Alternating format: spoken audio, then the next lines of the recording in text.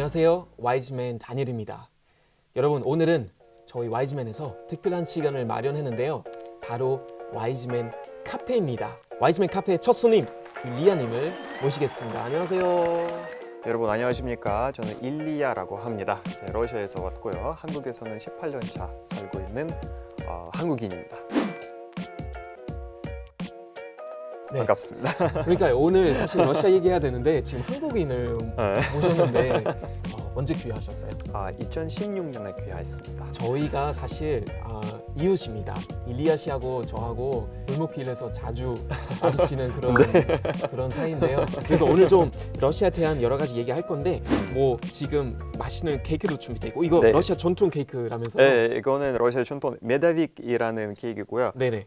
꿀이 제일 중요한 성분이기 때문에 이거는 러시아에서 전통적으로 많이 먹는 그런 케이크입니다. 그 다른 와이즈맨 편에서 한번 홍차 얘기가 나왔었어요. 근데 러시아 사람들이 왜 이렇게 홍차 많이 마셔요? 일단은 러시아 사람들이 한국에 올 때 항상 많이 놀라워하는 것 중에 하나가 바로 한국 사람들이 차를 많이 안 마신다는 거. 맞아요. 술 네. 마시죠. 그렇죠. 이 홍차 하면 또 빼놓을 수 없는 인물이 있잖아요. 그렇죠. 네. 바로 현재 대통령 있죠. 네. 푸틴 대통령님. 푸틴 대통령. 네. 푸틴. В России без привлечения. Это не загородный дом, не дача, не резиденция.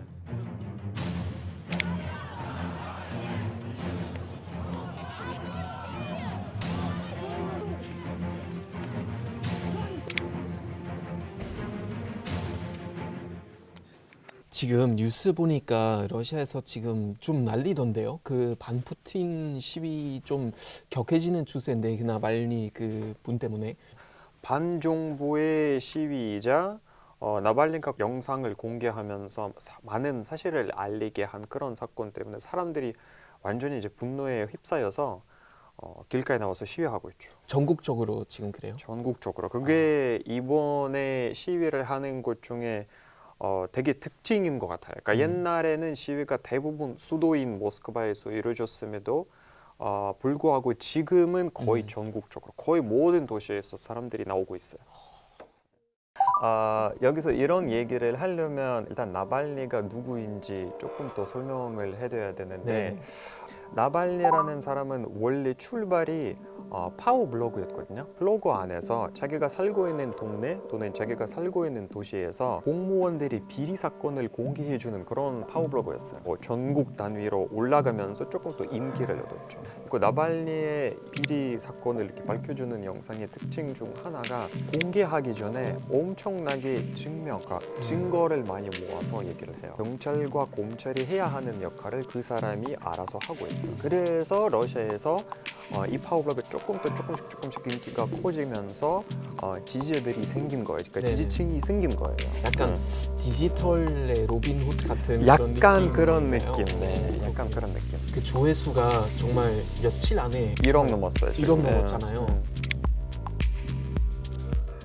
그러면 그 영상에서 어떤 거 밝혀낸 거예요? 그 궁전 얘기 저도 얼핏 듣긴 했지만 네, 그러니까 거기는 일단 러시아 말로 이렇게 드바리에츠라고 하는 내가 궁전 얘기인데 드바리에츠. 엄청난 규모의 집을, 그러니까 부동산을 만들어 놓은 거예요. 그러니까 지금 거의 10년 넘게 지어지고 있는데 아직도 안 끝났어요? 아직도 안 끝났어요. 일단은 그 집 자체가 유럽의 모나코가 있잖아요. 네네네. 그러니까 모나코 국가가 네네네. 모나코의 영역보다 큰 집이에요. 그 학기 아이스링크가 있어요. 푸틴을 위한. 와, 또 뭐가 있어요? 갑자기 궁금해지네. 내 주방 시설을 보면 계란을 씻는 시설이 따로 있어. 그 방이 한 20평. 계란을 씻는 방. 방 네. 20평이라고요? 20평. 우리 네. 집보다 더 크네요? 우리 집보다 더 커요. 아, 그래요? 네. 어쨌거나 러시아 국민들도 세금 낼 거 아니에요? 지금은 다니엘님이 네. 그 사고가 생각하고 있는 사고 자체가 되게 민주주의적 사고예요. 민주주의 국가 안에서 일반 사람들이 그러니까 세금이라는 돈을 내고 네네. 정부가 그 돈으로 국정을 운영하잖아요. 네네. 러시아에서 그런 시스템, 그런 마인드 자체가 없어요. 대통령이니까 당연히 많은 부를 갖고 있고 돈을 가질 수 있을 거라는 것은 되게 당연하게 생각하고 있어요. 그 문화적으로 보면 러시아에서 정부에 대한 개념 자체가 약간 달라요. 그러니까 그쵸. 나라의 리더, 나라의 정상에 대한 그 충성도라고 네네. 얘기를 해야 되나? 그러니까 대통령을 오로지 행정부 안에서 제일 고직위 공무원이라고 보지는 않고 나라의 아버지라고 봐요. 아버지. 네. 그러니까 우리는 가족이고 나라의 아버지가, 그러니까 아버지가 있는데 아버지는 어떻게 보면 아버지가 나쁜 사람일 수도 있어요. 옛날적으로 봤을 때는 러시아가 항상 제국이었어요. 네네.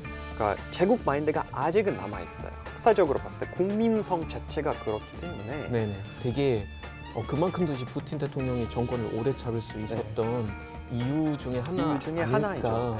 싶네요. 근데 혹시 푸틴 대통령 이렇게 지지하는 또 다른 이유들 있을까요?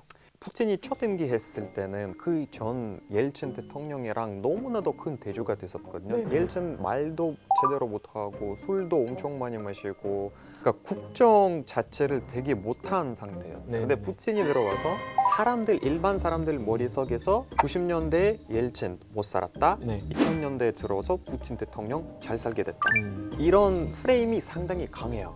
일단은 푸틴 지지자들에게 그냥 간단하게 마트에 가서 돈 주고 제품 살 수 있는 것 자체가 러시아 사람한테 신기한 컨셉이었어요.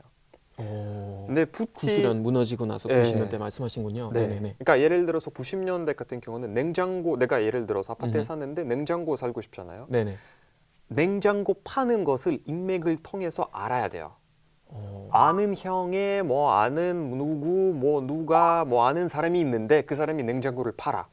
그렇게 냉장고를 구입했었던 시기예요. 근데 푸틴이 들어와서 돈만 있으면 해외에 나갈 수 있다. 네. 냉장고 그러니까 가전제품 살 수 있다. 단 정보를 배반하지 말라. 푸틴 하면은 항상 뭔가 약간 강한 지도자의 느낌이 굉장히 있잖아요. 뭐 예를 들면 뭐 위에서 상체에 옷 다 벗고 네. 뭐 곰 위에 타 있거나 아니면 말 위에 타 있고 강한 리더, 뭐 유도도 하고. 아무리 교육을 못 받은 러시아 사람이라도 그 푸틴이 말하는 것을 다 쉽게 이해가 되는 네네. 그런 연설을 했기 때문에 일단 첫 번째 면 네. 두 번째는 푸틴이 첫 임기 때부터 강한 지도자를 그런 보여줬기 때문에 그러니까 네네. 외부 세계에 맞설 수 있는 그런 강한 자세를 되게 좋아하는 편이기 때문에 그 네네. 좋아하는 것을 푸틴이 되게 잘 똑똑하게 알아챘어요. 남좌. 약간 이런 느낌이군요. 약간 이런 느낌. 네. 그런 대통령이 이제 퇴임 후에도 어떤 면책 특권 같은 거 있다고 들었거든요. 네. 어떻게 보면 완벽한 면책 특권이에요. 완벽한. 일단은 퇴임 준비를 엄청 철저하게 하고 있어요. 누구나 푸틴을 건드리지 못하게끔 지금 개헌도 시켜주고 네네. 이제 대통령 직위를 갖고 있었던 사람이 사람을 죽여도 이제 재판에 못 넘겨요. 와. 그러니까 그래서 푸틴이 자기가 물러났을 때는 자기가 대통령이었을 때 저질렀던 범죄 또는 네네. 대통령을 물러서고 나서 저지른 범죄는 재판을 못 받아요.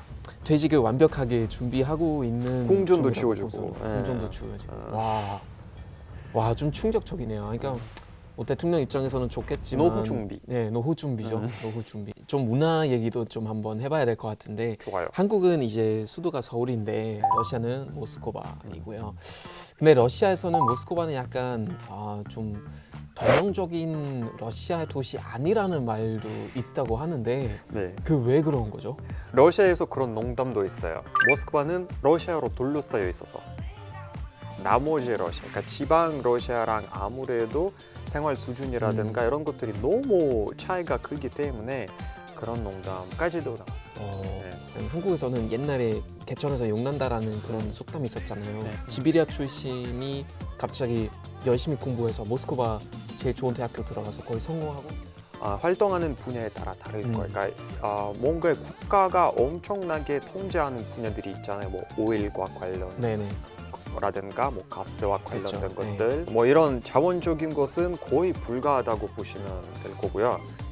거기 인맥이 있어야 인맥이 있어야 들어갈 수 거고. 있는 분야이기 때문에 거기는 알아서 기존에서 용난다 식으로는 성장할 수 없을 정도로 보면 반면에 뭐 예술이라든가 뭐 노래, 네네. 가수 이런 사람들은 그런 사람들이 엄청 많아요. 그렇죠. 네, 러시아 사람들이 누구나 다 알고 있고 정말 많은 국민을 사랑을 받고 있는 사람들이 지방 출신이 엄청 많아요. 네. 예. 저는 그 얘기 되게 인상 깊었어요. 러시아 사람들이 잘 안 웃으려고 했던 게 좀 약간 가벼워 보인다고, 그러니까 좀 멍청해 보인다고. 그냥 너무 많이 웃으면. 그러니까 예를 들어서 러시아 사람들은 항상 미국 사람들을 보고 비웃는 이유 중에 하나가 바로 미국 사람들은 너무 쉽게 웃으니까 네네. 러시아 사람 입장에서 봤을 때는 그게 나의 정신적인 전력의 낭비거든요. 아, 약간 에너지 낭비로 생각하는군요. 에너지 네, 낭비죠. 네, 네. 그러니까 내가 정말 나랑 가까운 사람들에게 나의 마음을 나눠주지 네. 내가 모르는 사람까지는 그렇게 나의 마음을 나눠줄 필요가 없어. 아, 그래요? 그러니까 그런 문화이기 때문에 그럼 지금 웃으면 이거 에너지 낭비해 하면서 다시 절약하는 그런 건가요? 그렇군요. 네, 그러니까 러시아 사람들은 확실히 그 벽이 확실히 있네요. 네, 그러니까 확실히. 나랑 가까운 사람하고 가깝지 않은 사람. 확실히 그 선이 네. 있어요. 러시아 사람들이 연애 어떻게 해요? 한국이랑 많이 다른 점이나 비슷한 점이 있어요? 한국에서는 사귀다라는 말은 사실상은 러시아에 없는 말이에요. 그러니까 러시아에서는 만약에 남성과 여성이 사귀면, 그러니까 연애하기 시작하면 네네네. 이거는 최소의 결혼까지 생각해야 할 사이라고 생각하고 있어요. 그러니까 물론 중간에 들어줄 수도 있고 헤어질 수도 있는데 처음에 사귀었을 때 결혼까지 간다라는 게 기본이에요. 남녀 사이가 그렇게 가볍게 보지는 않아요. 네. 그러니까 거의 사귀면 이제 결혼 존재하에 거의 네, 거의 만나는 예. 그런 상황이군요. 그 대다수 경우. 러시아면 저도 사실 늘 궁금하고 늘 좀 마음 먹었던 게 사실 러시아들의 어떤 문학 작품 하면 꼭 좀 읽고 싶다는 생각 많이 했었는데 혹시 문학 작품 중에 좀 약간 우리 시청자분들한테 좀 꼭 좀 추천해주고 싶은 그런 작품 있을까요? 네, 도스토옙스키는 아마 한국 사람에게 되게 친숙해 보일 수도 있어요. 네네. 최와 볼이라든가 뭐 카라마조브의 형제라든가 이런 소설들은 좀 한국에서 우리가 한이라는 개념이 있잖아요. 그 한. 특히나 도스토옙스키 작품 통해서 나타내주는 게 그런 한이라는 컨셉과 상당히 비슷한 컨셉이 있어요.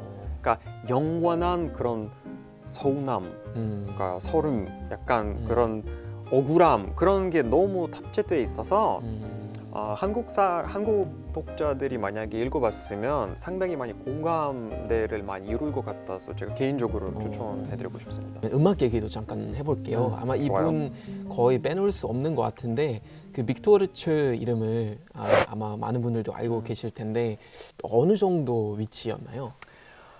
일단은 모를 사람이 한 명도 없을 정도로 유명했죠. 와, 엄청 유명했고요. 네, 엄청 네네. 유명했어요. 그러니까 굳이 비유를 하자면 한국의 김광석 음악가님, 네, 김광석 네, 정도. 네, 그 정도의 와, 아마 대단하네요. 유명했을 거고, 약간 왜 유명했냐면 미래에 대한 불안감, 뭔가의 스트레스 뭐 이런 것들이 상당히 많은, 그러니까 텐션이 많은 네네. 시기였기 때문에 음악을 통해서 그 당시에 그 나라의 불안감, 미래가 잘 보이지 않음, 절망감, 그러니까 네네. 이런 것을 상당히 자기 노래를 통해서 또는 자기 노래 가사를 통해서 상당히 잘 표현했기 때문에 상당히 많은 인기를 얻었죠.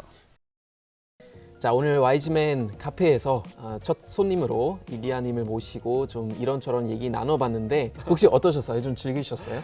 시청자들에게도 조금이나마 러시아가 친근하게 느껴졌으면 제가 제 역할을 했다고 생각하겠습니다. 충분히 하신 것 같습니다. 첫 손님이셨으니까 저희가 러시아어로 그러면은 이렇게 인사 한번 같이 할게요. 안녕히 계세요 러시아어로 뭐예요? 러시아 말로요? 네네. До свидания. 데스베다냐. 네. 알겠습니다. 자, 같이 할게요. 여러분 저희도 찾아오겠습니다. 안녕. До свидания.